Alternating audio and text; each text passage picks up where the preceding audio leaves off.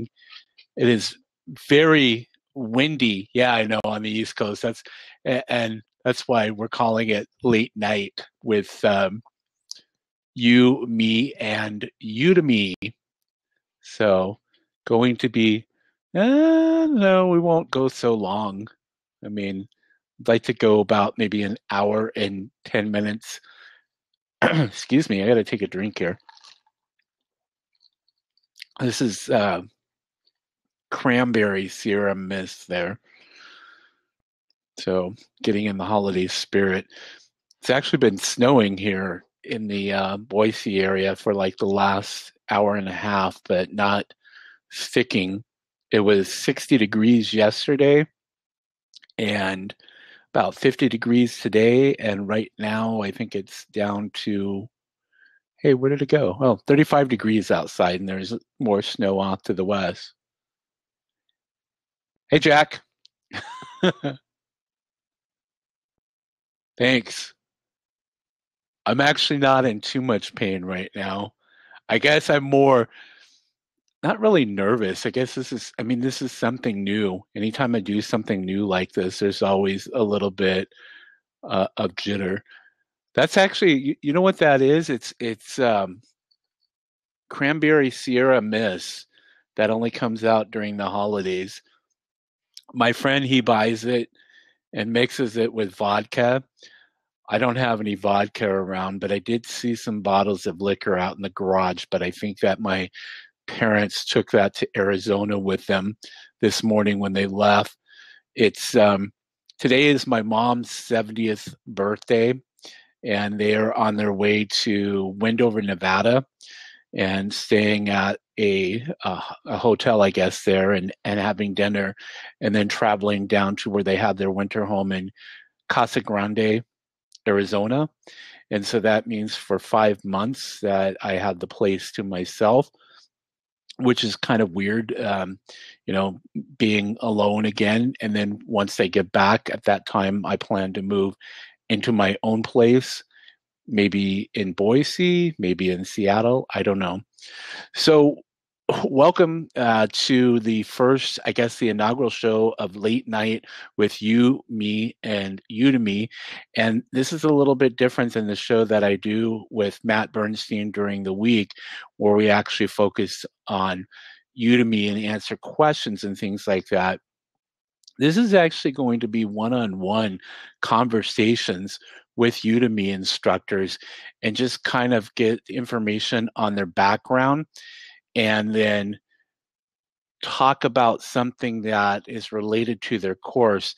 Jeremy's got some great courses out there, including some courses on Canva, and we're going to bring him in here in about 5 to 10 minutes and have him chat with us, and we'll talk about some things, some tools that he knows about to get really cool images for your Udemy course, because Udemy will do those for us, but I haven't really been impressed by what I've seen so far.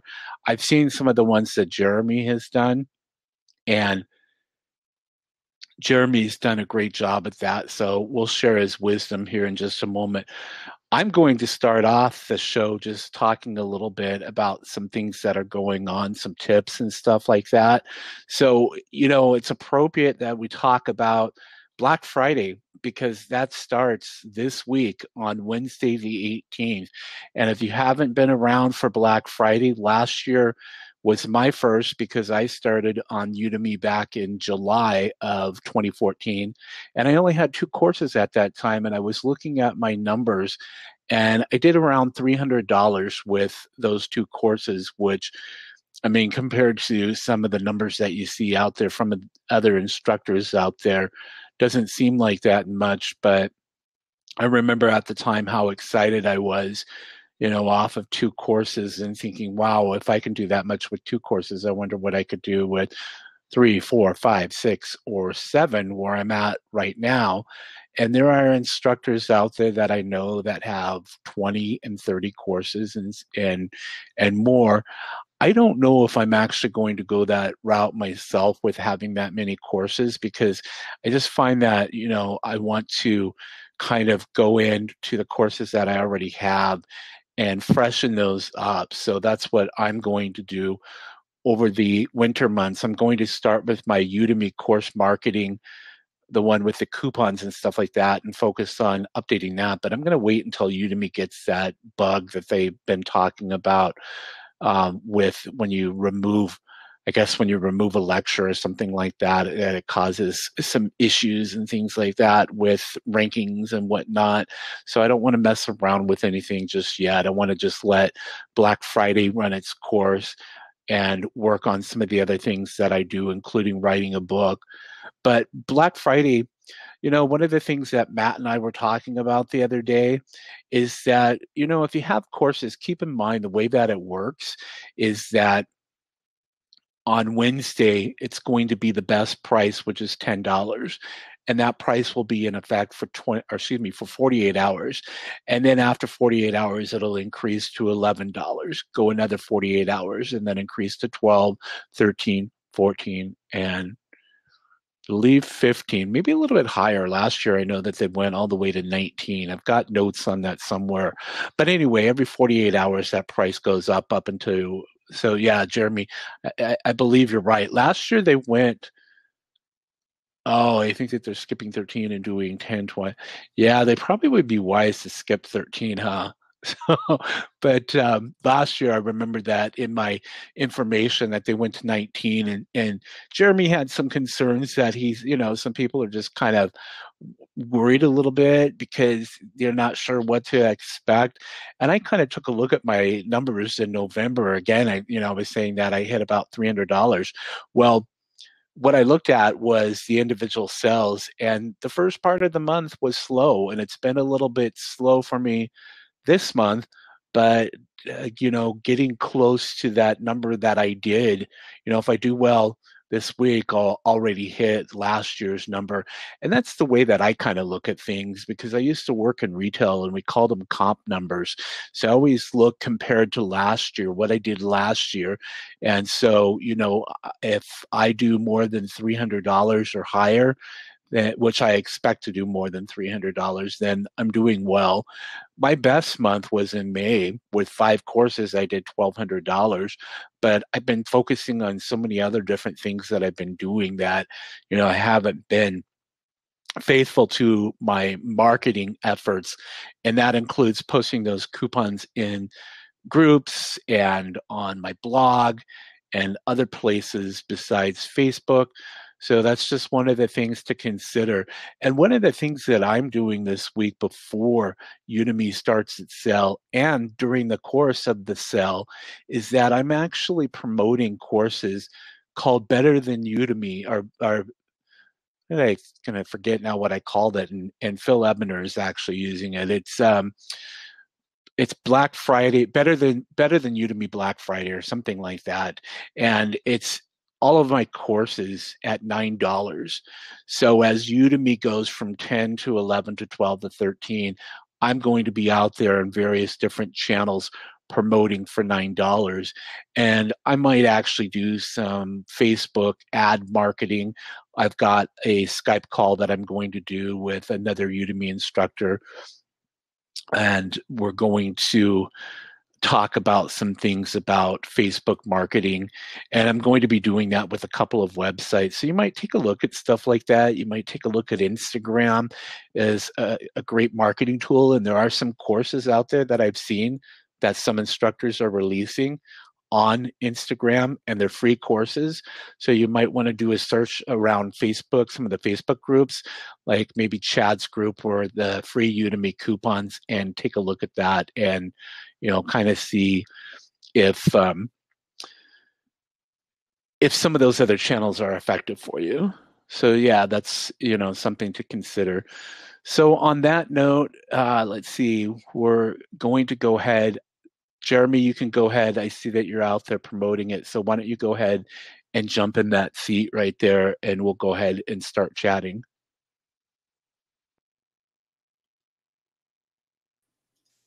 Come in. Hey, how's it going? Good. How are you? Good. I was reading Welcome. something when it popped in. Can you hear me okay? Yeah, I can. Cool. So, hey, before we get started and before you introduce yourself, I'll do my typical blab talk just to remind people. Some people have already been doing it, and a lot of people that are here are people that have joined us before. So I certainly appreciate you hanging out with us late at night. I think that some of the other people out there might have gone to sleep already, but you can tell a little bird, you can tweet it out there in the upper left hand side. And now you can tell your friends, is it that side for you? And it's that side for me. And this thing does some weird things, flipping people around. But tell your friends out there in Facebook that we're talking tonight. I didn't post anything in the faculty lounge because I already have, and so I don't like to bombard like the Udemy Facebook groups with that kind of stuff. But my group and some of the other groups, I've shared that. So yeah, so let's see. Oh, and connect with people who are above there in the circle. So we've got Jack. I'm already following Jack. And we've got Chad. I'm already following Chad. Christy, I'm already following you. Barbara, following and had dinner with Barbara in Bend, Oregon. Last month? Yeah, last month in October. It was just the very first part of October. So thanks everyone for taking time out of your evening to join us for this conversation. This show is going to be a different format again, just talking to Jeremy. Jeremy's been working on a course, and of course, Udemy is a little bit slow at getting reviews done. So he's going to later on talk about how you can get that course. But I told him that I kind of wanted to talk about some of the topics or subject matter of his courses to help educate others on how to do certain things. And next week, I'm going to be talking to Jack because he's an expert on health and exercise. And why not this time of the year with that kind of stuff? So appropriate to get exercise and help with the stress of the holidays. But this week we're going to do course images because, Black Friday's coming up. And I think you can probably still change the course images without it affecting the course. I don't know. What have you heard about that, Jeremy? Yeah, I believe you can change that without no problems, without going back into review, from what I understand. Yeah. So I'm going to have Jeremy introduce himself first, and then we're just going to talk about some of the tools that he knows because he's got some great course images. So, Jeremy, why don't you tell us like a little bit about yourself before Udemy, and then kind of go into where you're at now? All right. Yeah, my name's Jeremy Deighan, and I have a background in graphic design and the audio video industry. I first started playing music when I was younger, and that was kind of my passion and still is my passion. I don't play much anymore, but I love music, so that's a big part of my life. I went to school for computer animation, and I worked in a video production house for a couple years doing graphic design and computer animation as the lead there, just doing like infomercials and commercials and things like that. And that company shut down. It was in Atlanta. I moved back to my hometown in Jacksonville, and I started working at a live music concert venue doing lighting design. And that is what I have a lot of experience in now, is doing lighting for bands and concerts, corporate events.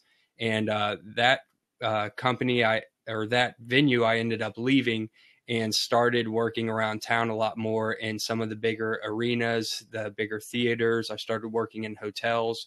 So I have an extensive knowledge of audio and video production and lighting. And I also have, experience in graphic design, computer animation. So I'm a very creative person, very artistic. I see myself as kind of like a creative director. I can see the big picture of things. I like looking at things like colors and branding and stuff like that. So that's kind of where my background is. And I was, I went to work for a local cable company, and I learned a lot of cool things, but really didn't like the job. The company was good to work for, but the job just really stunk.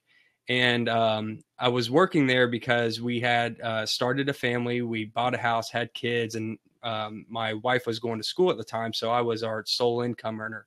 Well, she got a job in a hospital as a surgical technician. So once she started making the big bucks, she said, I know you don't like the cable company. You can go back to doing the lighting and audio video stuff if you want to. So I've been doing that. And the end of last year, I was getting back into the computer animation, and I was listening to this podcast of this guy who does Blender, which is a 3D animation software. And he kept mentioning the Smart Passive Income podcast with Pat Flynn. And I never heard of it before. I never really, it's weird because I've always been around computers, but never knew the power of online business. And I started listening to that podcast, and it just changed my whole life. I went back and I started with episode 1 and listened to every single one of Pat Flynn's episodes. Wow. And just listening to all the things you could do online was just amazing to me, that people were knitting and scrapbooking, and one guy was selling karate gis and stuff. And it was just, it opened up a whole new world to me. So I got online, started seeing what you could do to make money, and I didn't know what to do at the time. So one of the first things I found was Teespring, and Teespring, if you don't know, allows you to create t-shirts and sell them online through their platform. And it's kind of like a crowdsourcing type program where you create the design, you set a goal, you set a time frame, and then you kind of market the shirts, and they handle the customer service, the printing, the shipping, and all that stuff. And it worked out pretty well for me. The problem with it was you kind of needed some good capital up front to advertise on Facebook, because Facebook advertising is really where the money was. And I don't have a lot of money to really do that. So Teespring was, I made a lot of money with it, but I also spent a lot of money with it. So I started looking at other things, and I kept hearing about mastermind groups, and I decided to find a mastermind group, and I couldn't find one. So I said, okay, well, I'm going to start my own mastermind group. I found a couple people online, great people, and we started a mastermind group back in March, and we're still together to this day. We've had like 32 meetings or something like that. And talking to one of the guys who'd been in online business for a while, he says, do you like teaching? And I said, yeah. And he goes, well, why don't you check out Udemy? You can teach things on there. They will help promote your courses, and you can make some money. So this was at the end of May. At the end of May, I had gotten into using the graphic design program Canva, which is an online tool for you to create graphic design images really easy. They have a lot of templates for a lot of cool things. And so I was like, I've been using this recently. I kind of know it now. I see a lot of people talking about it online, so I know there's a need for it. So I made a course at the end of May. And in June, I started making really good money with that course. I was like, wow, this is awesome. I don't have to have a whole lot of capital. I don't have an audience. Udemy is helping me promote my course and bring an audience to me. And it was a nice relationship, So I immediately made 3 other courses on Canva and did really good for a couple months. And then in August, we had the slump. September kind of picked up, and I wasn't doing a whole lot. I was back into the audio video stuff, trying to pay the bills and support the family. And I think it was last month, my wife was like, I really know you like this. You really enjoy it. So why don't you do it full time? Take a break from working for a couple months. I'm going to pick up some extra shifts and go for this full force and give it a try. We won't know if it's going to work unless you put your all into it and see what happens. So last month and this month, I really spent a lot of time trying to make new courses, build an audience. I'm working on a website now that I'm trying to get launched. And so that's my focus right now, is just building more courses, preparing for Black Friday, getting this new project I have coming up.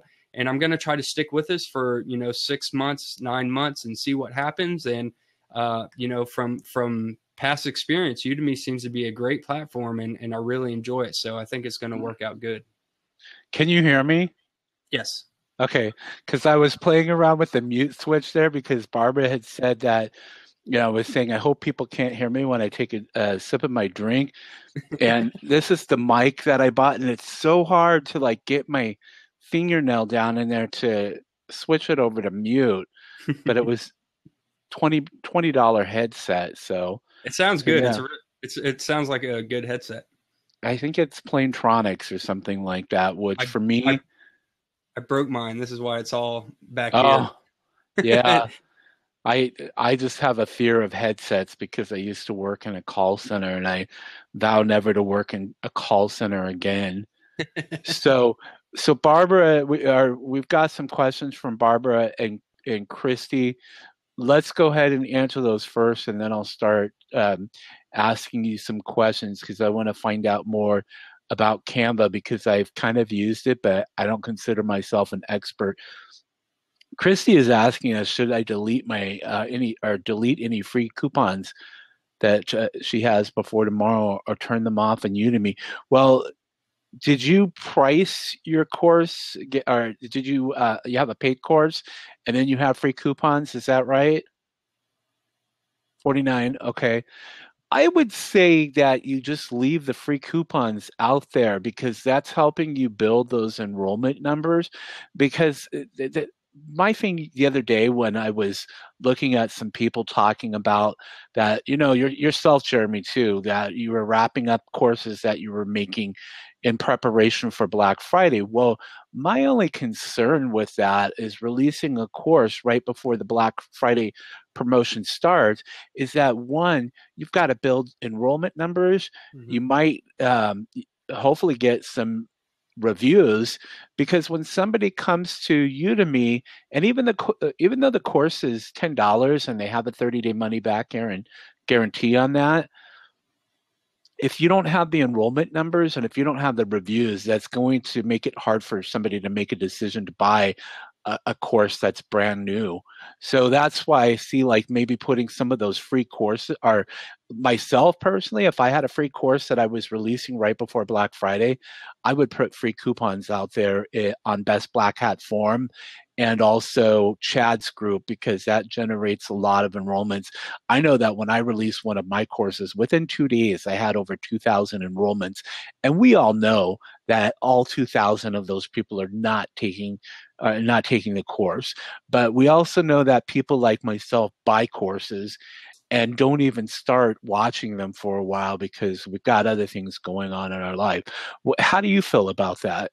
I'm glad you asked because I actually turned mine off, and this is what I would say: Okay. if it's a new course, I would leave them on for what you said because you want to build the enrollments and you want to get those students in over and over again. Now, my courses I've had on Udemy for 3 months now, and I have a ton of I had free coupons out there on sites like Best Black Hat Forum. And they drizzle in some students every now and then. Every week, I maybe get another 10 or 20 on each course. So they come in, slowly, and they're Yeah. building. So I would say if it's a new course, leave it on and let those new students pour in because they're gonna at the beginning do that. Now, my courses, I turn them off, and this is the reason why. The other day, there was a course that I wanted to get. And, like any good Udemy instructor, I went to see if I could find a coupon for it. And I couldn't find a coupon for it. I could see where they had posted coupons before and they offered Mhm. it for free. And that instructor had disabled those coupons. And I really wanted this course. So what did I Yeah. do? I bought it. I found a coupon that is being, promoted through Udemy right now. And I used that coupon and bought it for like 10 or 15 bucks or whatever it was. So that guy got a sale because he didn't have his free coupons out there. So I would say Yeah.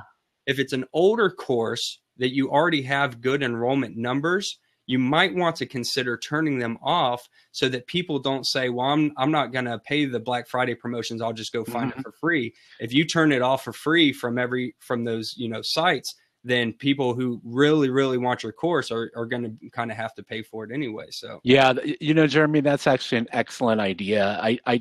When you started talking about that, I would have never thought about that. That it's a great point. Exactly. For a newer course, might consider leaving it on, but for an established course, turn them off during the promotional period because if somebody clicks on that and comes over and the coupon's expired, $10 really isn't a huge difference between 10 and free.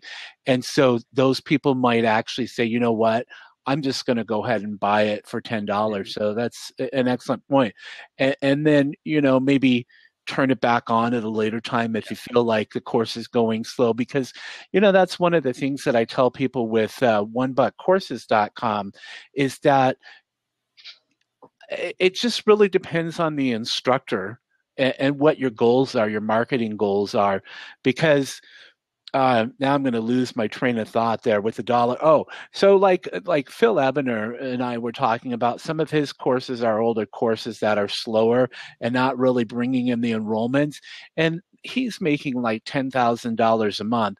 So for him, it might be beneficial to sell some of those older courses for $1, Mhm. and then get those enrollment numbers up in those courses, and then market his newer courses to those students. Yeah, exactly. And so there's just different things that we do, and I think that that's a great idea, that And for that to turn those off. I would also say another thing about that is that you also have to keep in mind that there's always new people coming to the platform.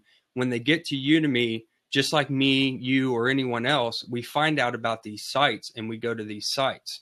Hmm. So, for instance, I had my one course that I put on Best Black Hat Forum when I first launched it, got 1,000 enrollees or whatever, and then it didn't do anything for a long time because that gets pushed down the page, people don't see it and what have you. And then a couple months later, I release a new coupon, throw it on that page, it gets put at the top again, and there's a whole bunch of new eyes that are coming to that site that haven't seen your course before. And when I Yeah. did that, I got another couple hundred people right off of the bat. So I definitely recommend over time, you might want to go back and throw some more coupons in there and boost it again, because I think you are going to Hmm. get, a couple hundred people over and over again, because there's always going to be new people coming to the platform.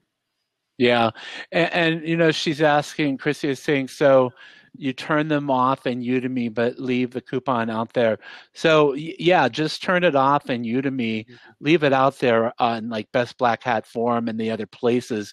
And so when they click on it, they're going to get redirected over to Udemy, and they're going to see that the coupon is no longer valid, and that they're going to see it, if they touch it Wednesday and Thursday, they're going to see the best price for Black Friday.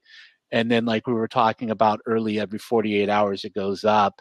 And then after the promotion has ran its course, then you can decide to switch those back on if you want to. Because I do that with my coupons. Older coupons, I go in and deactivate them. The only thing is that for myself, being an affiliate marketer, when instructors do that, then personally, it's a little frustrating, because you have to remember that sometimes if a student is out there searching for a coupon, I wish that Udemy would actually change the wording on it, because it says the instructor has deactivated the coupon, I believe. And I wish they would just put that this coupon is no longer valid, or it's expired, or something like that. Because then it's like, what? The instructor deactivated it? Ooh, I don't like that, Yeah. It just, I think that they might, like take a look at that wording on that. And I think that next time I chat with somebody there, that I'll let them know, or send them a message, and just say, you guys might want to consider changing the language on this. And speaking on that point, Dennis, I did notice I've seen coupons before where someone will call it like coupon one, coupon two, coupon three. And what I Hmm. think this instructor is doing is they're only making like 250, maybe 100, 200 at a time. And when those coupons run out, you're right. When you turn it off, it says this coupon has been disabled. But Yeah. when they run out of coupons, it says a different message. It says there are no more the limit of this coupon is out, or there's no more of these coupons. So it makes it sound like people have used all of those coupons, and I Hmm. think that does sound better. So another option might be to make a couple hundred at a time, let those run out, and then make the next set. Because if someone goes to that old coupon, it's not going to say, like you said, it's disabled. It's going to say there all of these coupons have been bought, or whatever it says. Yeah, even at a couple hundred, though, I'm kind of thinking, like, if I sold 200 courses at $10 each, then I'm doing really well, because it takes a while to go through some of those. Yeah. The $2 promotions work a little better, but yeah. And it's just, I mean, it depends on what you want to do. I personally like when people do coupon one, coupon two, or whatever. I do I do something fancy like better than Black Friday or best free anytime that I do best Black Hat forum. So I give them a specific name and a creative name Yeah. so that it looks like a real promotion rather than coupon X or something Right. like that. Well, another thing to keep in mind is something that I've been trying to do is I emulate what Udemy does, because you have to understand Udemy is a huge platform. They can see their numbers, they can see their conversion rates, they can see all this data and information, and they're constantly tweaking that, making that better. So they know what works. So Mhm. if I have to pick something to do, I try to emulate what Udemy does. So what did Udemy do? They have catchy titles like what you're talking about, Get Started, or I think the new one is Stuffed 15 or whatever it is. So Yeah, and people remember that. we've talked about that before. I personally think that they have some cheesy promotions or whatever, and that I've got one that I will not talk about, but for December I've got a really cool promotion that I need to talk to you about, doing the image like you did for the fall one that I Yeah. was doing, but maybe I can learn how to use Canva better. And we'll talk about that here in Yeah. just a moment, because Barb is asking, are you planning on using this platform to promote your courses, Jeremy? Hey, Barb, are you referring to Udemy as a platform Or Blab. Might be talking or about Blab. Blab?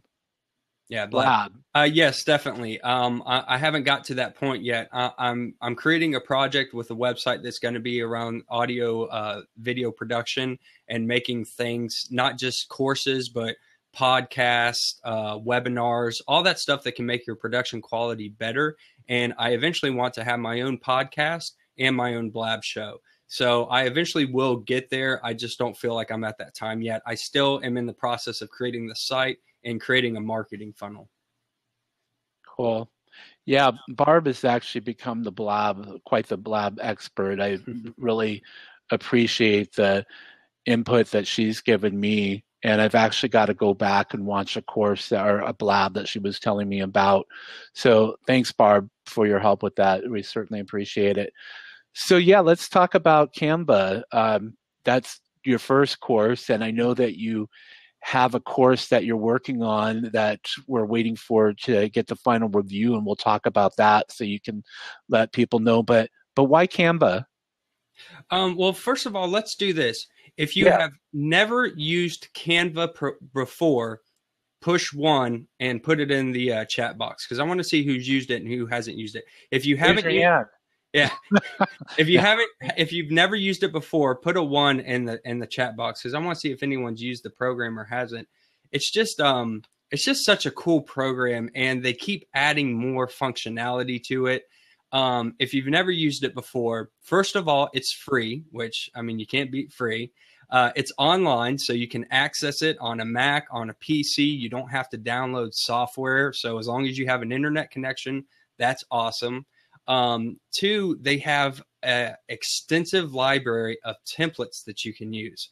This is yeah, everything from social media graphics, presentations, ebook covers. You can make coupons, you can make wedding invitations, you can make magazine articles. They have these pre-made templates that are made with the right dimensions, the right resolution and dimensions, and they are preset up for you, where all you have to do is load that template, drop in a couple of your own images, fill out the information that you want to put in it, and you're done. It's quick, it's easy, it's free.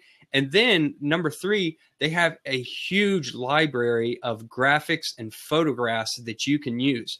Most of them are free, and then there's a lot of premium images, and the premium images are only $1. So I mean, it's only $1 if you find this Hmm, great piece of stock photography. If you go that's on awesome. to some stock photography websites, you could pay 5, 10, 20, $50 for images. Yeah. Canva offers them for $1. So it's a great, awesome piece of platform to work on. Yeah, you know what's really cool too is that, like you were saying, they have the different templates, and they have one for Instagram because I was mentioning Instagram marketing earlier. So, if you want to get into Instagram marketing, this is the place to do that kind of stuff because I have an app for my phone because I've been looking for something because Jeremy and I were talking about what is it called? Is it Swag Words? Yeah, Swagword. Yeah, is that Yeah, it? Swag. which is for the Apple operating system for iPhones. Word Swag. Yeah. Yeah, WordSwag, and they didn't have one for the Android phone. And I was like, oh, darn it. So I started doing some research, and I knew about Canva before that, but I don't know why I don't use it more often. And I gave you the link, and Jeremy will talk about it some more, but I've been using it a little bit. Yeah. It's I mean, it's just, it just, they make it so easy for you. And who was it? Yeah, Barb just talked about Canva for Work. So they just launched a new thing called Canva for Work where you can pay. And I did the trial, but I haven't bought it yet because I haven't found a big enough need to actually purchase it. But what Canva for Work does that's really awesome is right now, say you make a graphic that is, say, a Facebook post, and you have your images and your branding and all that stuff in that Facebook post. And now you want to take that same image and make it for Twitter because, a Twitter post or Instagram post are going to have different dimensions. Right now with Canva, it's not, you have to remake the image. But what Canva for Work does is it lets you automatically make transfer the Facebook graphic to the Instagram graphic automatically and just kind of resize some things around. So it makes it really easy for you to kind of make one image and duplicate it across all the social media platforms so that you can just, it just makes it really easy for you to go in there, make an image, and now you have it for Facebook, Twitter, Instagram, Google Plus, whatever have you, so that's a Mhm. really cool thing to check out. If you really get deep into Canva and use it a lot, the Canva for Work is a big platform. But I haven't paid for it and I haven't used it a whole lot. I just did when they were doing the free trial at the beginning, the pre-launch. I got into it a little bit. Yeah, it's so cool because I mean, think about like when people are posting in the Facebook groups, and we've had discussions on this before, that a lot of times the people in those groups are other Udemy instructors. So Jeremy's course and the course that I do, and a lot of the other courses that are out there are courses that other instructors would be interested in. But if it's a um, coding type course or something technical or whatever, not everybody in that group might be interested in it. But if you had a cool image that really stood out, so as it's going across somebody's Facebook feed, it's going to get them to stop and take a look at that. And they might be interested in what you're offering because a lot of times instructors just go into those groups and just copy, paste, and go into the next group Yeah. and don't take any time to think about like give me a reason to buy this course. Right. And, we can talk a little bit more about that, getting people to stop if you would like to, because the first course that I made was teaching you how to use Canva. And that course is called Canva Course, Great Images with No Graphic Design Experience.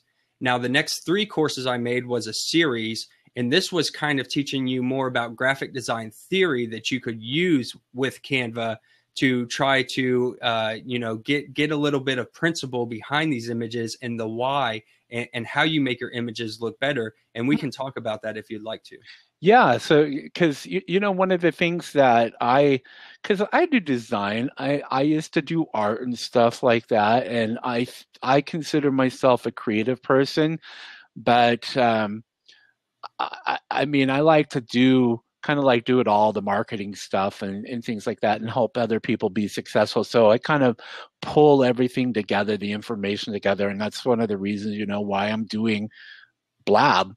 But one of the things that I always lack in is understanding things like colors, the colors that go well together. So go ahead and talk about that. Okay, yeah, definitely. And this is where if you just take a little bit of time to just understand a couple of these principles, you will be so far ahead of the game. Because what a lot of people do is they say, okay, I need to make a course image. So I'm going to go into Photoshop or even Canva, and I just start picking things and throwing it in there without any thought whatsoever of why you're doing that. You wouldn't make a website just going in there and start throwing code together. You know, you wouldn't make a email marketing funnel without having some forethought of the path that you're going to send those people down. And it's the same thing with graphic design theory. There are principles where if you just understand a couple of them, it'll really, really help make your course images stand out, or any graphics that you're using. So, you know, you mentioned color, and color is so powerful. It's probably, you know, one of my favorite things to talk about. I show my wife these things all the time when we're driving around. I told her one time, I said, have you ever stopped to think why restaurants use green and red and yellow? And she's like, well, no, I don't think about that stuff. And I was like, well, of course you don't, but it's because it's the color of food. You know, when you see those colors, you think about food. So think about all the big chain restaurants, Burger King, Sbarro, McDonald's, you know, Subway. They use greens and yellows and reds, things that are naturally found in the food world. And it's psychological, because when you see those, you think food and you get hungry and you want to go buy that burger or whatever it is. Oh boy. So there are color theories that mean certain things. Blue is a trustworthy color. Why do you think all these websites use blue? It's not because people just like blue. I mean, that's part of it. But part of the reason that you use blue is because it's a trust color. It means that you trust this company. You know, you go to Facebook and you see the blue colors and you feel at ease being there. You know, you feel calm. Mm-hmm. If Facebook was all red, what would you feel when you went to their site? You wouldn't feel calm and serene and trustworthy. You would feel agitated and kind of angry and on edge all the time. Facebook doesn't want you to feel on edge. It's a social media platform. They want you to feel calm and serene. So they use colors like blue.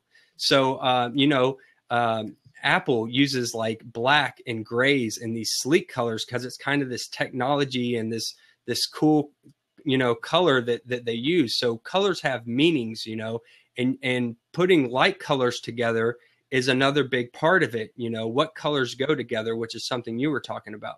And there's more things to it. There's contrast and there's movement.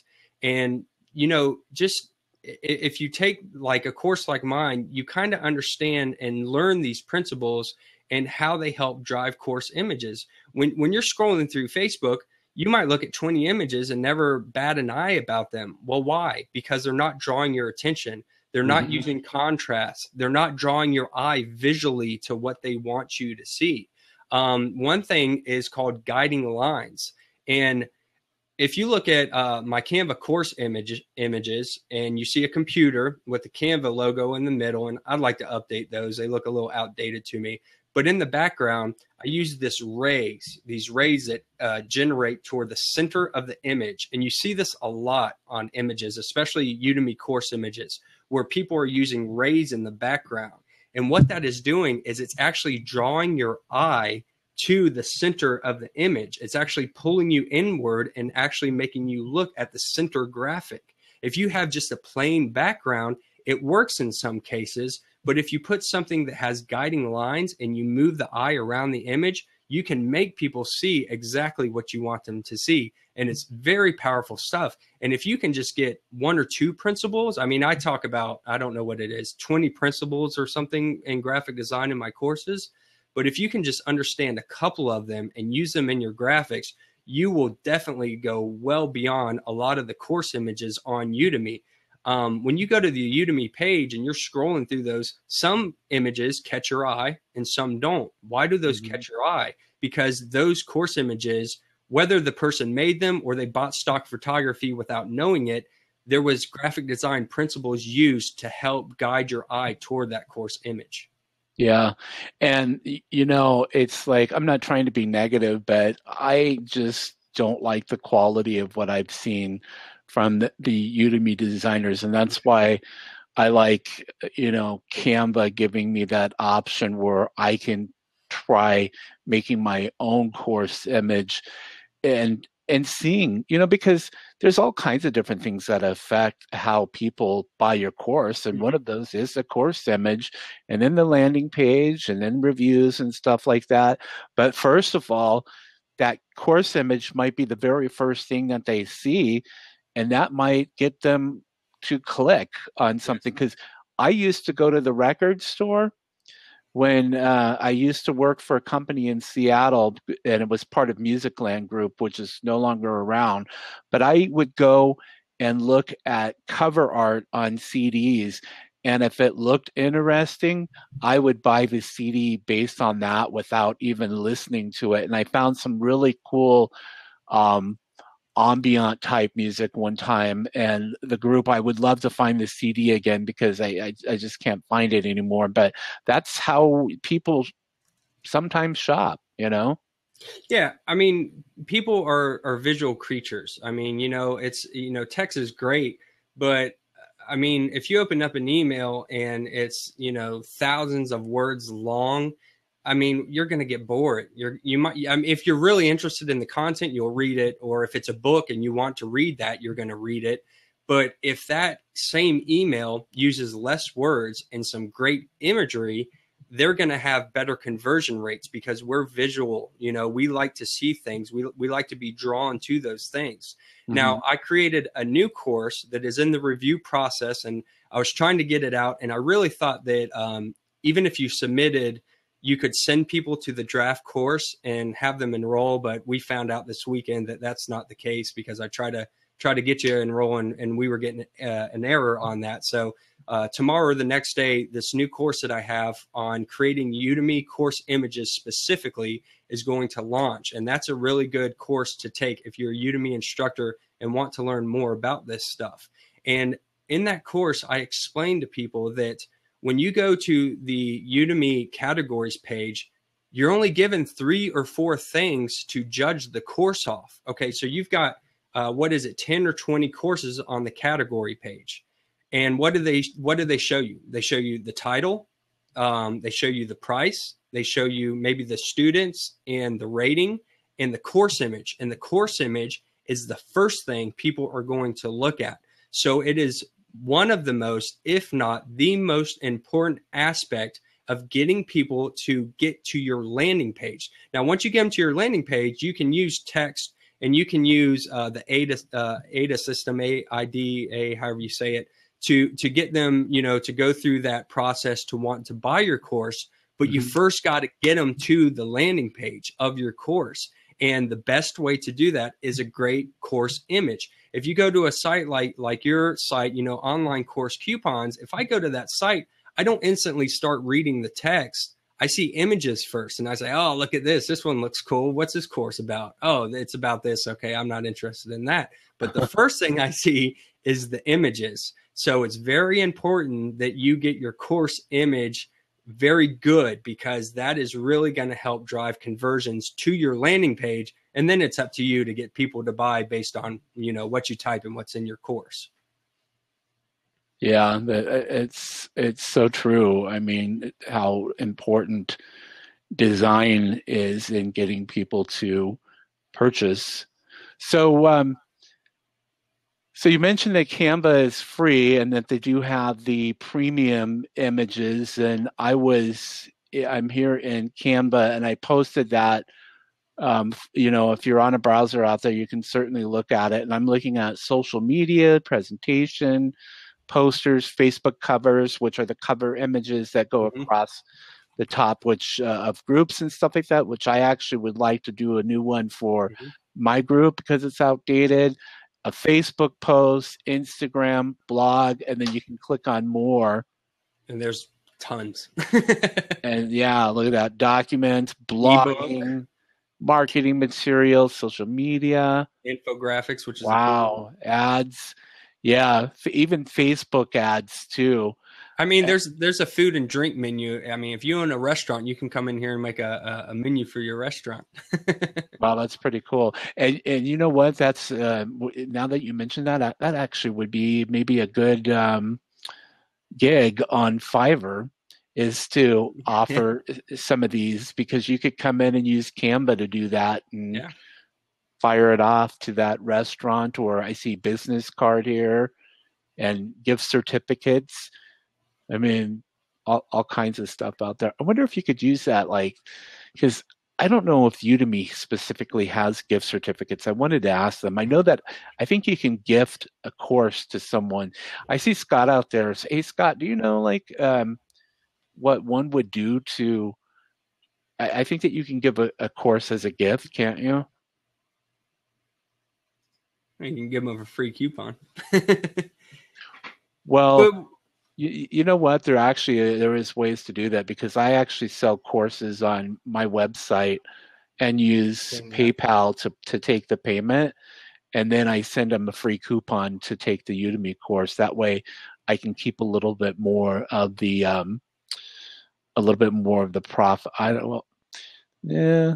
Yeah, I guess like that's a way that you could probably keep affiliate marketers from taking a cut.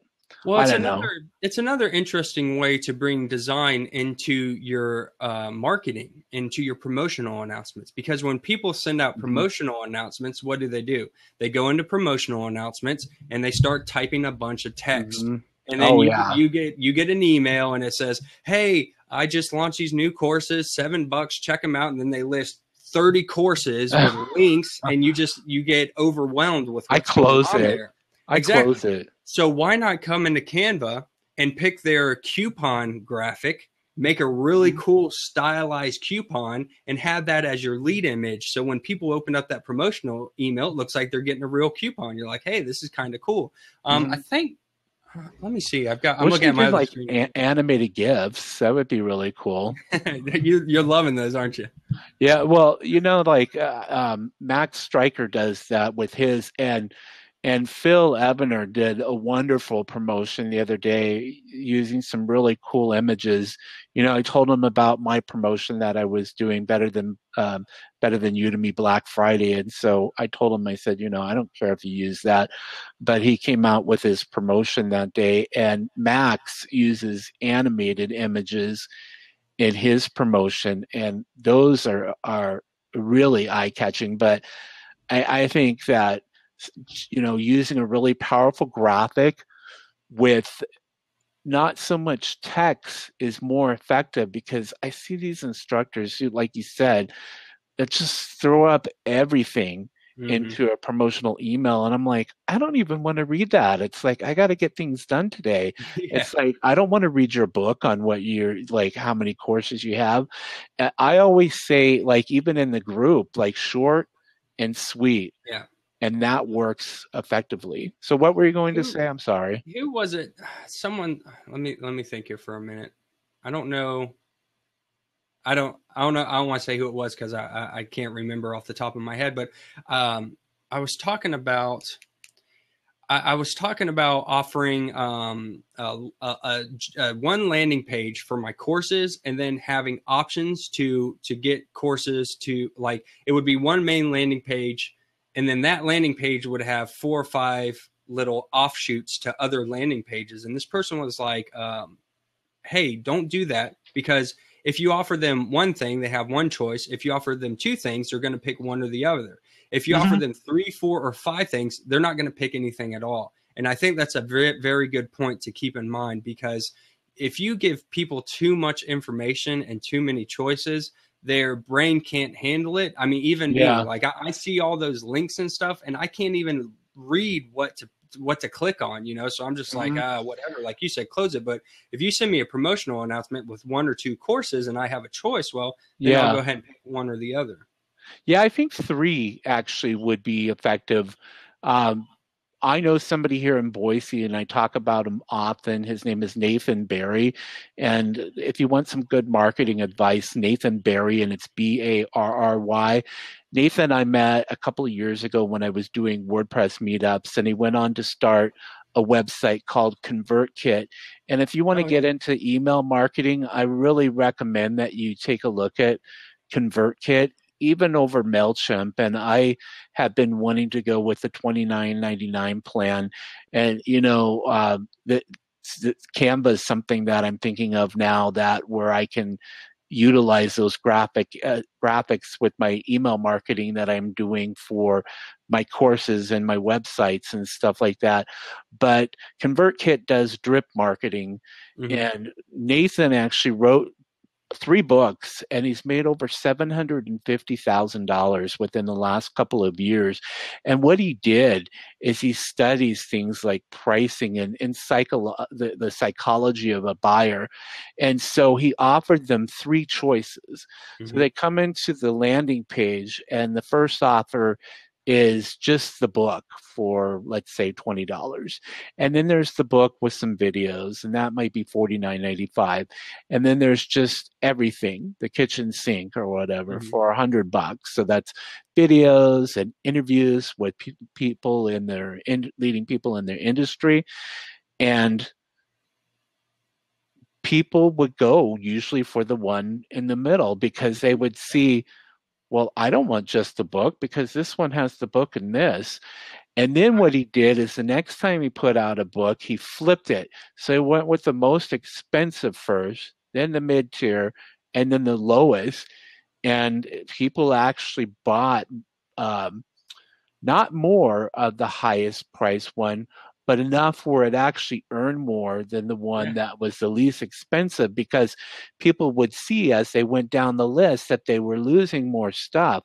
And so I've been trying that, like with, Udemy courses and stuff like that, with offering things like some Skype time with me or something for a couple of dollars more Hmm. than for just the course and stuff like that. It's But so it's yeah. so cool that you talked about that, because I don't know if you remember this, but when I made that, I don't know if it was the Udemy course image or the one before it that I no, it wasn't Udemy because that was $2. It was one of the ones before it, and I had done that, and I had put Hmm. $3, $5, or $7. You told me that I told story. you that. That's right. I did it and it worked. I flipped them on the next coupon round and I made more money off of it because I had the $7 at the top and the $3 at the bottom, and I actually got more $7 purchases. Yeah, and that was like a pick your price type thing, Yeah, wasn't that's it? what it was. Yeah, it Yeah, was pick your because that's price. how Yep. I got my idea from you on that. And that's something that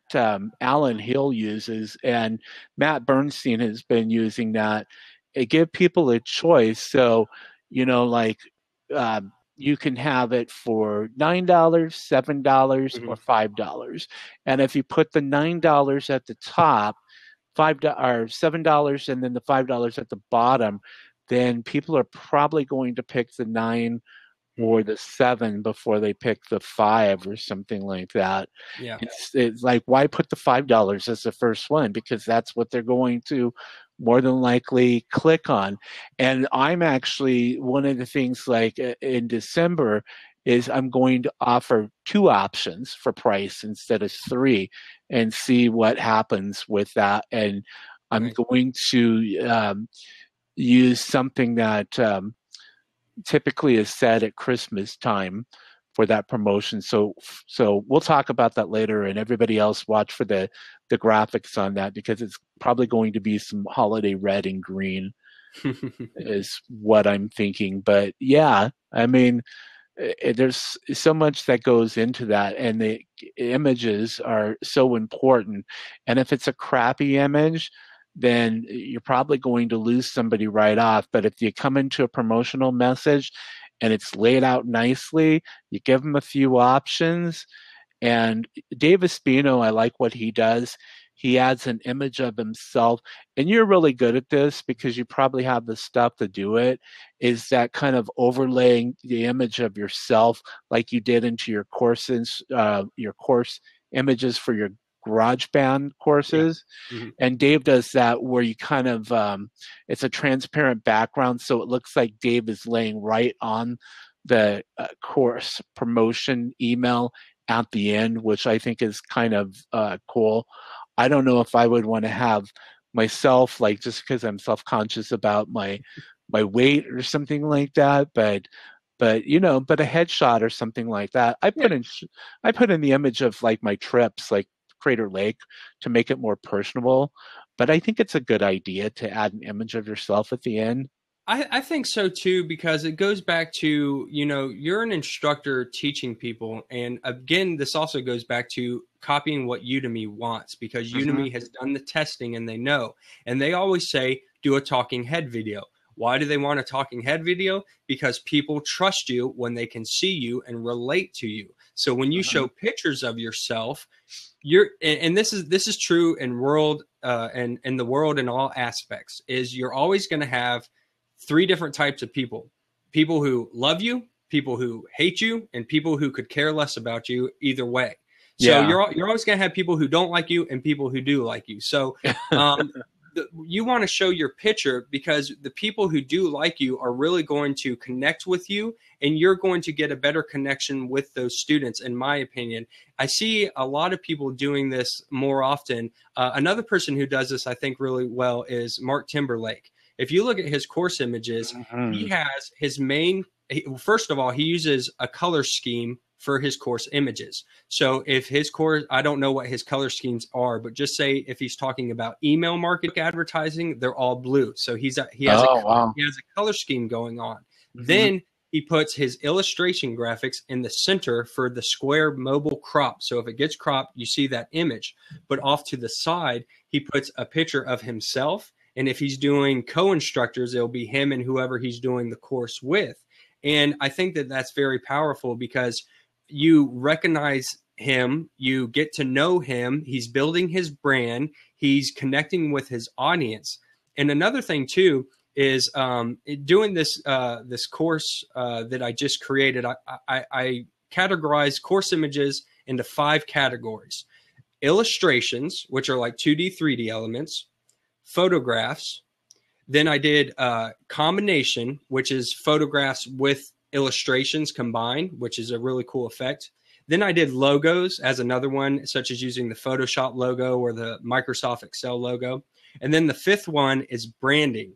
And branding is using your personal or your business brand within your course image. Now, when I did the branding, I went through all the categories to find personal brands. And what I found was the big top heavy hitters. I'm talking about very popular people like Seth Godin and Gary Vaynerchuk.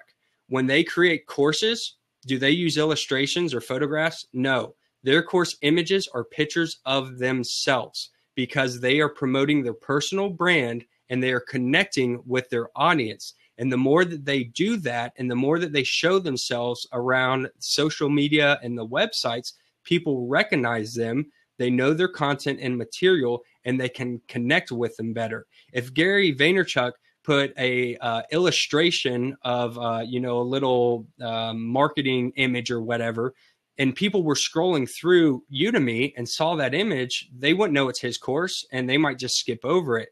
But when you're scrolling through and you see that's Gary Vaynerchuk and you're a Gary Vaynerchuk fan, you go, wow, look who's on Udemy. I'm going to buy this course because Gary's on Udemy. So it's Hmm. very powerful to use your own image and branding. And that's something that I'm starting to implement. Like you said, in my GarageBand courses, I put a picture of myself on there because I want to start working on my own brand also. Yeah, that's like one of my goals for 2016 is start figuring that out. I know that I was going to say here, yeah, Nick is joining us, and so I'm working with Nick Moy on a couple of logos for my websites because I've never really had a real logo for that, so or for those websites, and so that's kind of my start to start laying out some of that kind of stuff. I would rather have somebody else who's a little more talented than I am with that kind of stuff doing that for me, but it is important to do. And I think you, like you said, you have a course on that, right? Some Yeah, branding stuff. Yeah. yeah, I have a personal brand building course, and it hasn't done as well because when I launched it, I took a different approach than doing the free coupon thing, because I wanted to see how well a course would do if I didn't give out free coupons and just try to promote it. It did terrible, by the way. So hint, hint, give away free coupons and get students enrolled. Udemy picks that up in their algorithm and they launch your course to the front pages and it helps sell your course. So the course hasn't really done real well. And I want to add a little more to it. I feel like it's a little incomplete because I had more ideas for it. But I did create a personal brand building course also to talk about some of that stuff. Yeah, I know. There's always that debate in the Udemy studio, and one of the reasons why I don't hang out in the Udemy studio that often because it's frustrating. It's either free coupons that is the debate of the week, or affiliate marketers is the flavor of the week, or something like that. And it's like, you know what? You do whatever you want, and I'll do what I'm doing because it's working out all right for me. Yeah. And it's like I believe in things like social proof, and because nobody's going to know you from Yes. one instructor or the other unless you're somebody like Gary or Yeah. Guy Kawasaki Right. or a Scott Duffy. Right. Right. Yeah. Everyone knows Scott. I mean, what does this guy do all day? He just sits on Facebook. I mean, come on. Messing with you, Scott, just messing with you. No, it's a very interesting topic because when I did my first courses, everyone tells you give out free coupons. That's what I did, and I made a killing off of my first couple coupons. They did really well. And then I made the personal brand building course. That was my 5th course. And when I made that course, I was like, I'm not going to give out free coupons. I'm going to cross promote it and try to. I was going to concentrate on SEO. So I named this course branding : personal brand building. There's a subcategory on Udemy called personal brand building. And I loaded the course up with the SEO for those keywords, thinking that that would jump me straight to the top of the ranks. I never made it to the first page. And I really believe that a big part of that was because I didn't have the student enrollments, and Udemy was not using their algorithm to push me higher up in the rankings. Because I feel like if I would have had the student enrollments plus the SEO, I would probably still be on the first page today because I nailed the SEO really well. But I didn't have the enrollments, and from now on, I'm doing the free coupon thing. Even if it's 500 to 1,000, I think it's important. Yeah, I did because Matt and I always talk about this kind of stuff. I did some research because numbers were dropping off during the summer months, and in May I hit. I was talking earlier that I hit $1,200 in revenue for the month with just 5 courses, and one of those courses was a free starter course on my Udemy marketing, and went back and looked that my numbers towards the latter part of this year for redemptions of those free coupons has dropped because I didn't put out as many of them in places like Best Black Hat Forum and Chad's group and some of the other groups on Facebook and the coupon groups. And I think that there's a direct correlation to those and your actual Udemy organic sales, because when I handed out a lot of coupons, that's when I started seeing $800 months, and then that $1,200 month, and then it dropped. And so that's why I'm putting out those free coupons out there again to see if I can build on that momentum again. Because I mean, I think that those are things that Udemy looks at, and I don't know if they look at specifically if the course being enrolled in was a free redemption or paid or whatever. I think that one of the things that they see is that you're adding students to your courses, which for them can be valuable because they can target it. So, so Scott, I was like looking at Scott's message right here, but those are just some of my thoughts on that kind of stuff. It's like, I mean, if we knew what the algorithm was, we wouldn't be here because we would be raking in big bucks or whatever.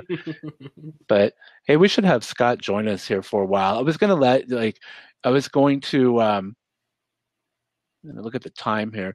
So we're just over an hour, and we wanted to wrap this up at an hour and a half. So anybody who wants to maybe jump in the seat here and ask Jeremy a question, or maybe just kind of briefly talk about some of the stuff that we've chatted about, let me know and I'll unlock the seat there.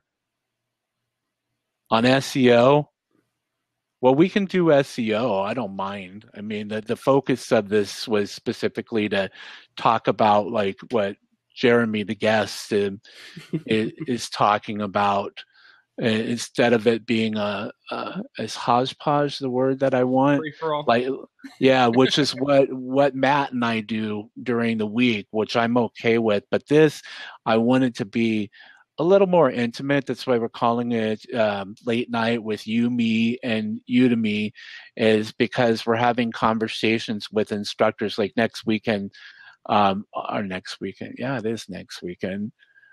Jack Wilson is going to be here with me, and Jack's going to be talking about his courses, which focus on exercise. And then I'm hoping to get someone else the following week to talk specifically on Kindle, so that we can educate people on Kindle books and stuff like that. And each week will be a different topic. So this is why, like what Jeremy's talked about with Canva and your images and stuff like that, kind of wanted to keep it focused around that. But I mean, if you Yeah. have like a specific question, you know, here, Yeah. I'll unlock it and you can come in and join us. One person said, asked about some tips for course images, and I can give a couple different tips that we can talk about. First of all, you want to do the square crop. If you're using a photograph, I find that it's not as important, but it is important that if you're creating an image, make sure you do the square crop. I think the review team is cracking down on this a little more. If you look at my GarageBand course image, I have everything centered and I don't really like it. I'm probably going to redo that course image. Originally, I had it where the picture of me was a little more off to the side, and it had a lot better balance. And when I sent it in for review, the reviewer kicked it back. And we all know that different reviewers are going to kick different things back, and it's kind of a luck of the draw. So make sure that you focus on getting the square crop right and still having balance in your course image. Another thing I want to talk about is contrast and value. Now, when we talk about value, it's the lights to darks and the shades in between. And what that means is, if you have two colors, say you have a red and blue or red and green or what have you, okay, and those colors are side by side. Now, if they have the same value, the image is going to look muddy because they are on the same plane, they're on the same level, and even though they're different colors, it makes the image look muddy. I see this all the time on Udemy course images. It's probably one of the biggest things, is not having big enough contrast within the colors of your course image. So you have an illustration with 3 or 4 different colors and it looks nice, but all of those colors have the same value, which means they are all the same grayscale or level of value within the grayscale range, and the image looks muddy. You can't really focus. When you see that, your eye passes it. You just go on to the next thing.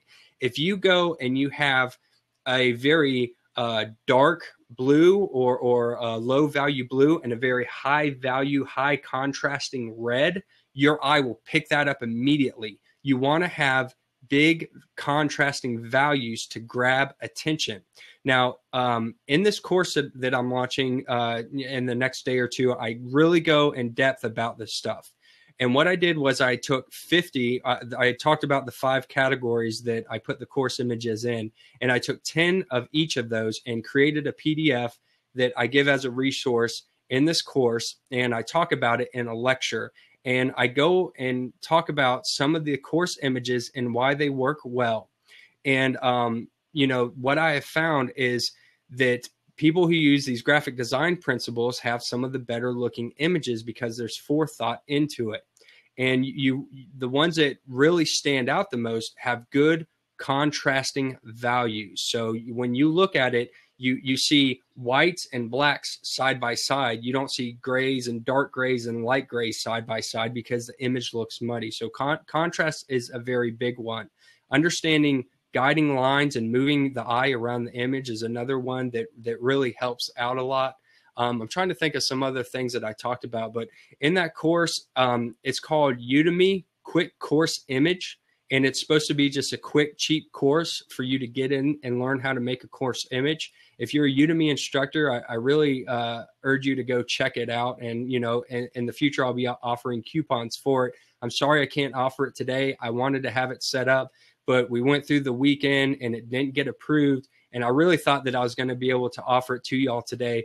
But unfortunately, we tried it and it just isn't working. It's giving an error. So if you are a Udemy instructor, I strongly urge checking this course out, because I go through and I talk about some of the main principles and tips and what makes a good course image and what doesn't.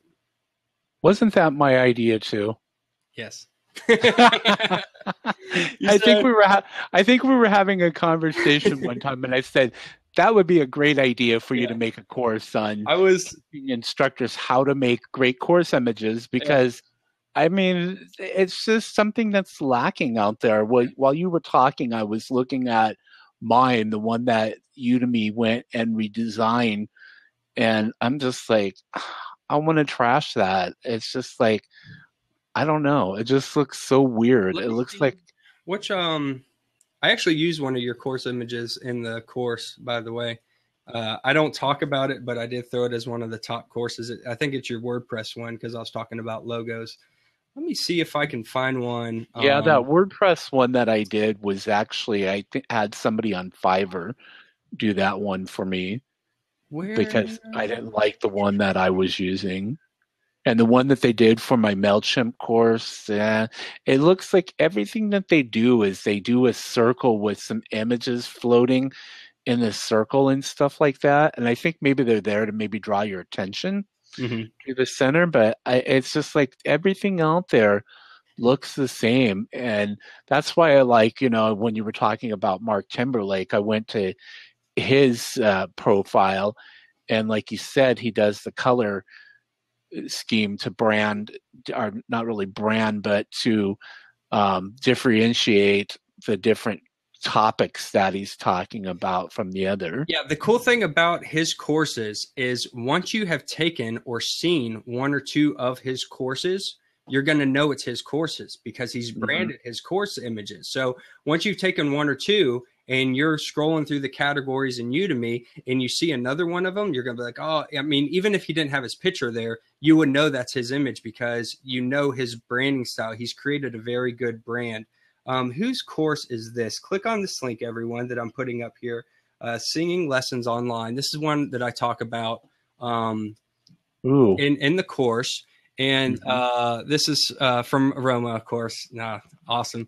I like this course image. Now, this could have been, bought as a stock photography course image, but there are a ton of graphic design principles in this course image. Just give me one sec here. Let me pull something up. I just want to check some notes real fast here just to make sure I don't say something wrong. Okay, so if everyone has this image pulled up here, it's this image of this microphone.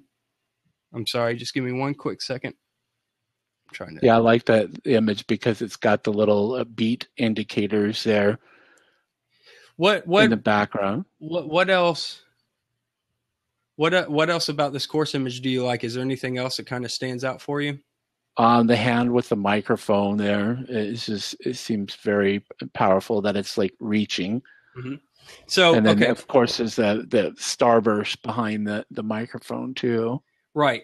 There's a lot of graphic design elements at play here. First of all, we'll talk about color. You talked about color before. They're using the blues, which, as we talked about, is a trustworthy color. It's calm and serene. It really just makes you feel comfortable and at ease. They are using an analogous color scheme, which are colors that are close to each other on the color wheel. So the purples and the pinks and the blues, if you look at a color wheel, those colors are close to each other. And that color scheme is commonly used all the time. And it just goes together. It's a very popular color scheme. Now, when you pull this course image up, you are instantly drawn to the microphone. And why is that? There are a couple of reasons. There's actually a bunch of reasons why you are drawn to this image. First of all is contrast. if you look at the, it might be hard to see if you have the play button in the course image. It might be kind of hard to see, but right underneath that microphone where the play button would be, and around the microphone, there are these starbursts that are very white. And these white starbursts are contrasting to the silvers and the blacks of the microphone. It is the highest contrasting values in the whole image. If you look around the image, there is no other place where you see such high value contrast. And when that happens, your eye immediately goes to it. You don't necessarily see the little bubbles and things first. You see the microphone, your eyes are drawn to it. There are guiding lines in this image created by the hand. And I have the image up so I can't see myself talking, but the hand is doing this kind of thing. And hold on, let me see. Let me look at myself so I can make sure I can see it on the screen here. The hand is doing this right here. And what it's doing is it's actually playing a trick on the eye. If I take my hand and I go like this, it is creating a guiding line that is going around and coming up and pointing at the microphone. So they're reinforcing the microphone. One, by contrast. Two, by guiding lines, because the lines of the hand is pointing at the microphone.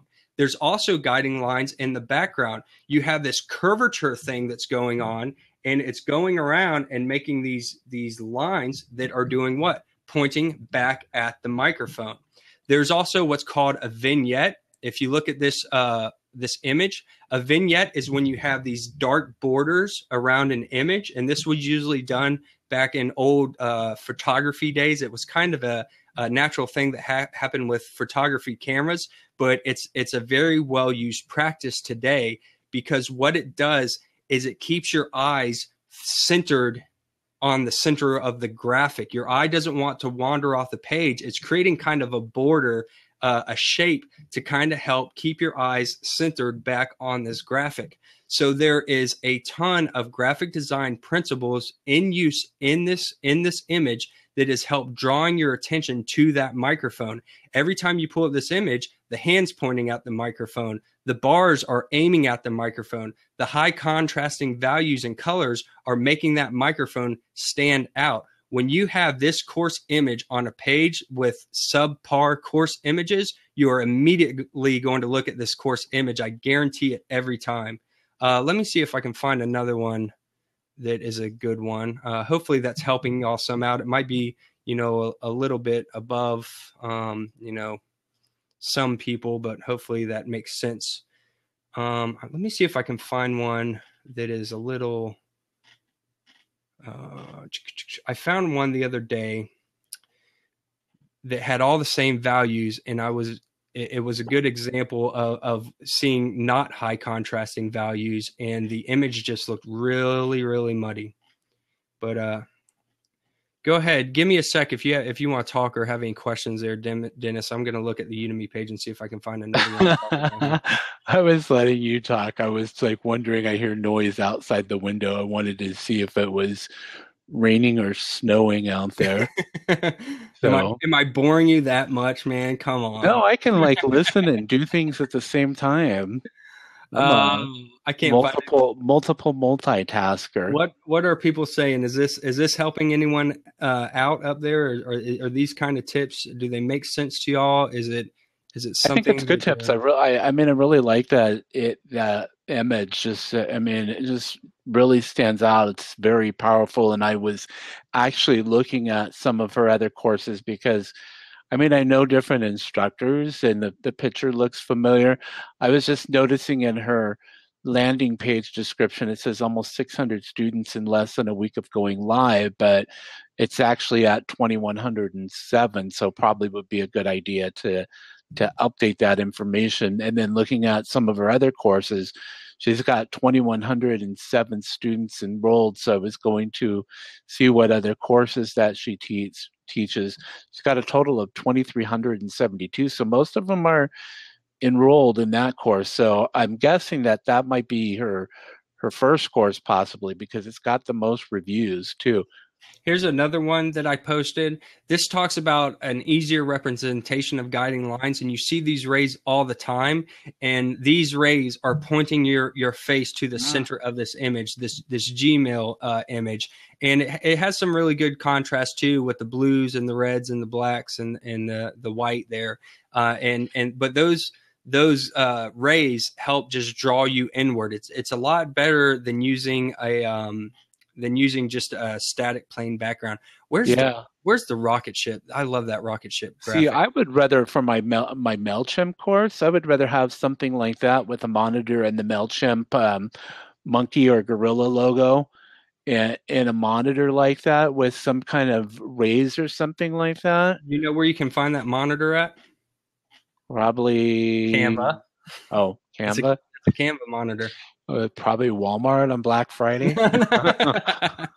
No, that image is actually a Canva image. You can drop that in from Canva. I think it's even a free graphic that you can bring in and use.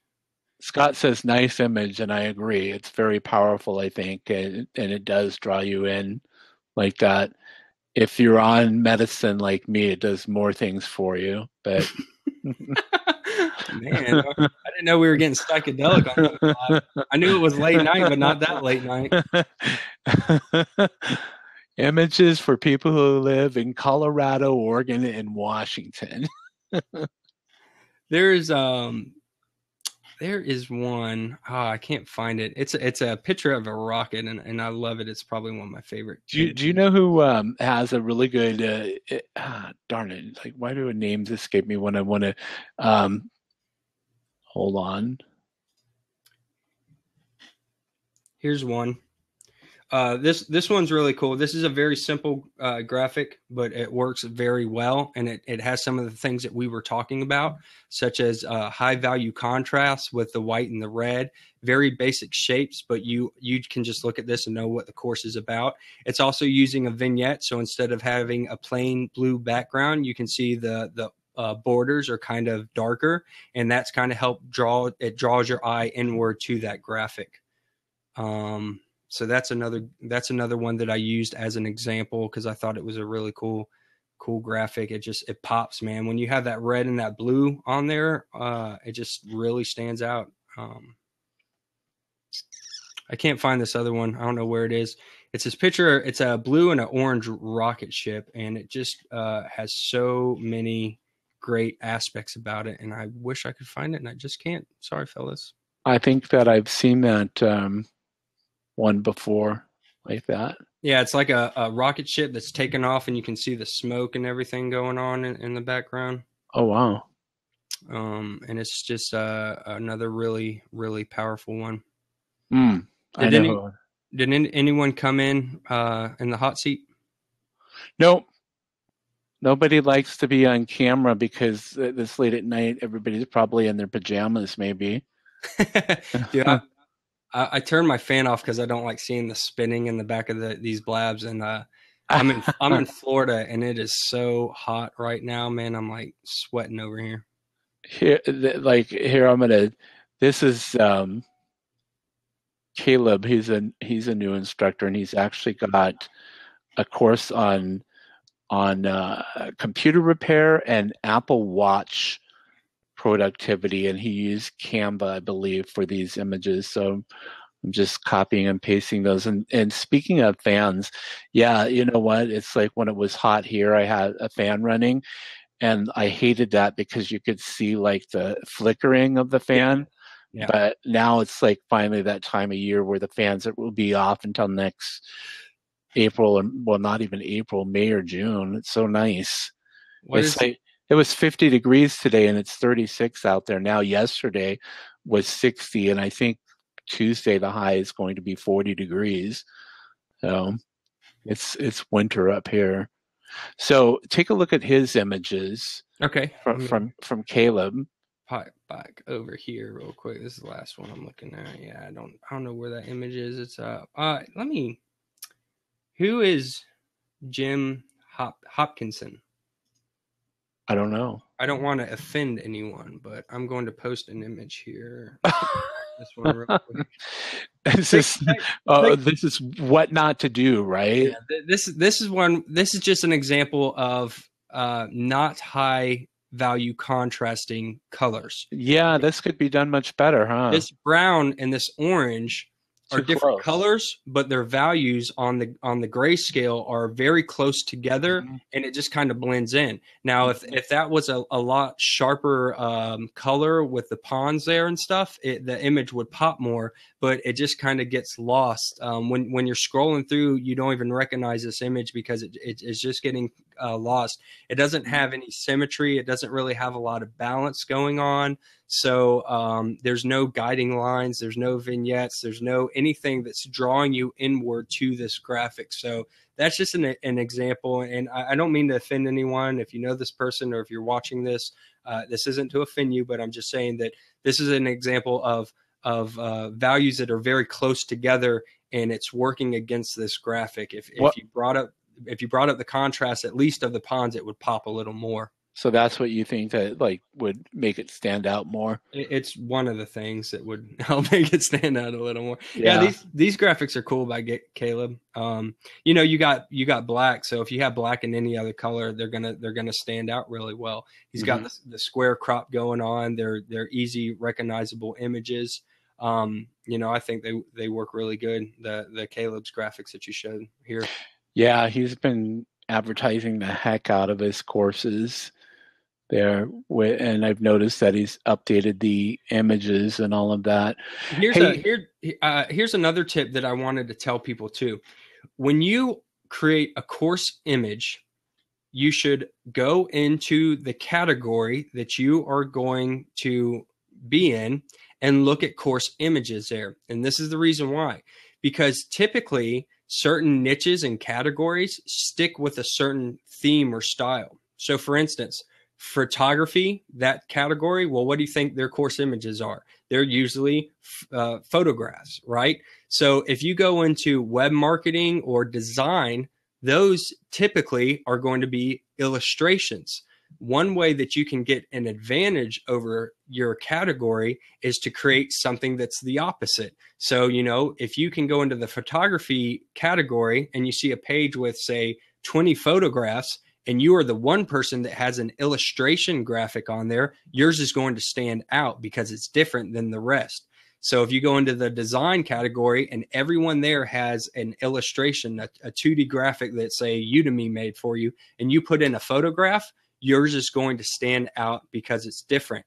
Another thing to keep in mind is people are drawn to people and figures of people. So if you go and you see, say you go into email marketing, and everyone has graphics there of computers and tablets and phones and pencils and pens and things of that nature, if you stick an image of a person or an illustration of a person, we are drawn to faces and we are drawn to people. It's the first thing that you're almost always going to look at.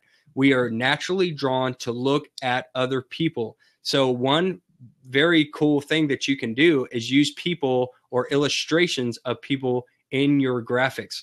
There's another image that I used in this course that I like a lot, and it is a silhouette of a superhero, and he's standing there with the superhero pose and his cape's blowing in the wind. And when I looked at this image, it popped out on the page because it was the only, when I was looking at the categories, it was the only one that had any kind of illustration of another person. And that image stood out because I was drawn to look at the person. It was the first thing that I saw. Another thing is balance and making sure that you're not overcrowding your course images. So here is one. Let's put this one in here. If we check this course out. This is, to me, a little too crowded.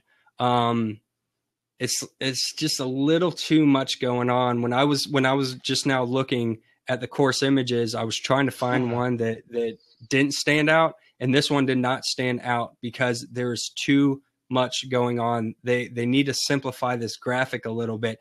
If I look at this graphic and don't look at the title, I would not know what this is about. I see a wrench, I see a light bulb, I see, all these different things. This is a web development course. I don't know if this is about changing a light bulb or electricity or auto mechanics or what. Briefcase, is this traveling, is this email marketing? So this is an example where there's no balance or symmetry going on in this course image, and it just seems like it's a little too much. They should probably simplify this. Also, this is not going to work good with the square crop. If you square crop this out, it's going to be, if you're looking at this image on a square crop on a mobile device, it's just not going to work out at all. Did you explain square crop? Because I'm pretty sure that I know what it is. That there's what the space off to the side. There's a name for that space. So when you create an image in Udemy, the dimensions are 2048 pixels by 1152. So you have a rectangle. That's what your course image is. But you need to make sure that the main content, and we call it content safe in production, is a square image. And that square image dimension is 1152 by 1152. It's the same as if you're looking at the blab here where we have a square image. And why they do that is because when you put these Udemy courses on the iOS platform and the Udemy developer app, and someone is looking at courses on that application, they are not rectangular images, they are squares. So you need to make sure that your image is within that square confines. Now, if you go to Udemy's quality standards page, they show a graphic of this. I can probably find it real quick for you, and they explain it. But Udemy fell short because if you click on that image, it is not the right resolution for you to use in any way, shape, or form. So what I did was I recreated that image and I offer it in this course. So you can use that image in my course as a template when you're creating your graphics. And I even show how to do this in the course. I take the resolution image that I made. It's a square image. It's got red bars on the side and the square crop image in the middle. And I bring that into Canva. And then I take my main elements and I put them in the middle and I make sure that they're meeting in the square image. And then I delete that image out, the dimensions image, and then I build the rest of the image. As long as I know that the main content of my image is in that 1152 by 1152 space, I know that I'm meeting the mobile crop, square image crop standards for Udemy. Let me find that for you real quick. I actually just posted the link. Okay, you got it. If that's what you're thinking about. Let me see. It's like the first thing. That's it. Yeah. Okay. Yeah, that's the first one. Now, if you click on this image, it's a very tiny, small image, and you can't use it for anything. So I recreated this graphic in Photoshop, and I have it in my course for you to download. So you can use that as a template in Photoshop, Illustrator, Canva, GIMP, whatever program you're using. And as long as you're keeping the main content of your image in that area, it works out good. Now, the one thing where I've noticed Udemy differs for this is when you're using a photograph. They seem to let photographs pass. If it's strictly a photograph without any type of illustrations, they let those pass through, even though they don't mesh with the square crop. There's one course, and it's like a self-defense course, and I love the image. It's like a guy throwing another guy on the ground, and it's a really cool, powerful image. I really like the image a lot, but it will never work for the square crop because when it gets cropped out, you're just going to see like the guy's chest and the other guy's chest standing on top of him. So on a mobile device, you would never know what that image is. Yeah, they've updated this because it's changed before from when they first started putting these out, when they made the changes to it. Because you can put you can use a logo, right? Like Canva, as an example, you can use the Canva logo, right? Yes, you can use a Canva logo. What I explain in the course is if you're going to use a logo, you might want to check with Udemy first. You might want to contact, instructor support and just say, hey, is it okay if I put this in there, just to be on the safe side, or submit it and they'll kick it back to you if you can't use it. But people use logos all the time: WordPress, JavaScript, Blender, Photoshop. If you go to design, to the Photoshop section, everyone uses the Photoshop logo because it's so well known, so they use that all the time. Yeah. And Blab is one that I use in my Blab course. It's not well known yet, but it just kind of stands out. So I used it in that course. Dennis, I'm going to put Udemy quick course image. I'm going to put the link to the course I'm talking about in the Yeah, chat box. See if you can get to it. See if you can click on that link and get to it, because I don't know if you can even see it while it's in draft mode. yeah, I could see it. It's just that. Okay. So wait a minute. Like it used to have the um, free thing on there, right? Well, I had sent you a coupon. Oh, okay. I sent you a coupon because I wanted you to try. Was I not supposed to say that? No. Yeah, actually, no. If you want to, go ahead and buy it for $25 and tell me if it accepts it. Okay. It says the requested content cannot be loaded. That's what it was giving me earlier today. Yeah, this is, if everyone's looking at this link, this is the course that I'm talking about. This is the one I just made. It's in the review process. Another thing that I am testing, and this is good to know, I talk about this in the course, is not using the color green, because Udemy, their color is green, and Udemy does not want to be represented by you in your courses, so they don't want you advertising as them. So I used green specifically as my course image and throughout the course, just to see what they keep and what they reject. That's a test. I tell you not to do it in the course, even though I did it myself. I've never heard that. Yeah, you can use green, but you can't use their green. I have a feeling if you look at their green and the green of my image here, my green is a different green. I actually deliberately chose a close green that was not their exact green, because I want to see, I'm towing the line to see what they will accept. They're not big enough yet to get picky on saying you can't use Udemy green. It's in the quality. If you click on your quality standards link that you just linked to us, and you go look at that, it actually tells you in there not to do it. Where? Hold on one second. I missed that part. Okay, let me see. Let me click on that. Oh, here, Udemy. And they even give you the, what is that called? The hexadecimal? Yeah. Yeah, 17AA1C. So what I did was I went in for my course image, I put that hex color in, and then I moved it over a little bit. I made it a little darker and off to the side, made it like a little more yellow.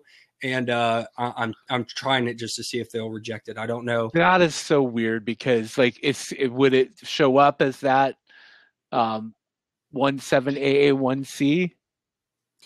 No. You can sample that. If you took my course image into Photoshop and color picked it, you're going to get a different hex value, because I deliberately chose a different hex value. But this is the thing. How many reviewers are in there with a color picker checking to see how close your green is? I know, because it can be, that looks pretty close. We can take a bet. I bet you they reject it. I almost guarantee that he's going to kick it back and say you can't use this color green in your course image. But we'll see. It's a test. I say in the course, don't do it, because you don't want to get rejected and have to wait another 2 days. But I wanted to see if I could do it. Another thing I did was I used that same green, not their green, but the green I chose in my course as like the main title slides, because I want to see if they say anything about it. Yeah. And that's another point that I like to make to people who's doing Udemy or starting with Udemy. It's all about testing. Free coupons, you got to test it. Everyone's experience is different. You got to test and see what works and what doesn't work. Pricing your course, you have to test it. These things like we're talking about, you got to test them. Try a course image. If it's not working out, make another one and test it and see how it does. But if we go back to the course, my course that I linked, and I'll just give a little rundown of the course real quick if you want to click on that. The first couple lectures, welcome to the course, and then I talk about their standards, and then I show you some of the popular Udemy course images. And then in the next section, section 2, I talk about some basic graphic design principles. And then I actually show you how to make a course image in Canva. It's the same image that I'm using in my course image. So it's a really quick and easy way of showing people how to make that image. And then I talk about where you can outsource your course and how you can submit for Udemy to make a course image for you. And at the end, if you look at the resources, I've given the course image dimensions, the one that I created for you to use as a template. And then I provide the PDFs of the 50 top Udemy course images, the basic graphic design principles. And then I give you the course image that we make in Canva so you can have in case you want to use it. And then I also gave their image placeholder. If you have Udemy create a course image for you, you have to put this placeholder in your course image that they provide so that when the reviewers go to review your course, they will see that and know that you're waiting for a course image, and they'll go ahead and pass it through. If you don't have that place, if you fill out the form for Udemy to make a course image for you, but you don't put the placeholder in there, the Udemy review team is going to kick your course back and say you need a course image. But if you have that placeholder image there, they will pass it through. So I provide that also in this course for you to keep and have. So that's the new course. I'm sorry I didn't have it available for y'all today, guys. I had a coupon, everything set up, but it's not working. So as soon as it goes live, I'll be sure to send that out to everyone and let y'all know about it. Yeah, we can get that, because I think that we can actually, you can go back to this blab and you can post it in the comments too. And anybody who comes in back to this link, I think they can see it. Now, there's in certain replays, you can't see it because like the YouTube doesn't have the chat information. It's just the video that people see of the blab. What time is it there? I don't know. Probably got to wrap it up soon. Yeah, you're probably like after 1, right? So yeah, it's almost 1:30. I should probably wrap it up. I was up till 2:00 last night. No, my SEO Google for I think he was answering someone. little green in the background. Okay, Scott was saying, yeah. Well, I think we got some great information in, so we can definitely share the replay Cool. of the blab and all of that, and hopefully we can get more people to come out and join us later on in the evening. Did you record this? Yeah, it's recording. Can you get a file of it? Can you send the file to me? Would you mind if I put this blab in my course just for people to watch and see yeah. We'll just have to figure out like Dropbox or Google Drive or whatever where to upload it, because the files are quite large. But within a matter of minutes after a blab, you get all that stuff. That's what's really cool. And I'm actually going to figure out how to take this audio and upload it so that I can use it as a podcast too. Oh, nice. I mean, which is a little different because they won't be able to see things like when you're talking about clicking on things or when Blab finally has the ability to have screenshots, but still. Yeah, that's one thing I was going to ask you is you don't see the comments in the post, do you? You just see the video?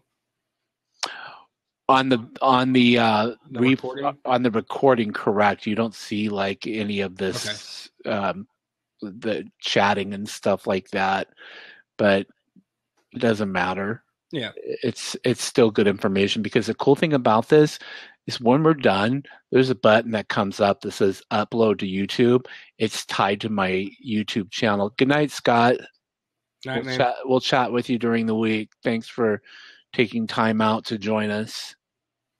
Control A.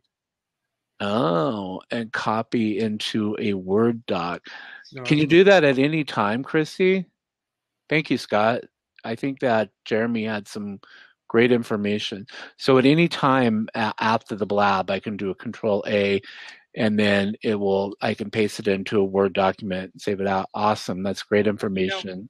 Another thing too, I mean, we're Udemy instructors. We have screencasting software. There's no reason why we shouldn't be, screencasting this and just putting our own screencast up.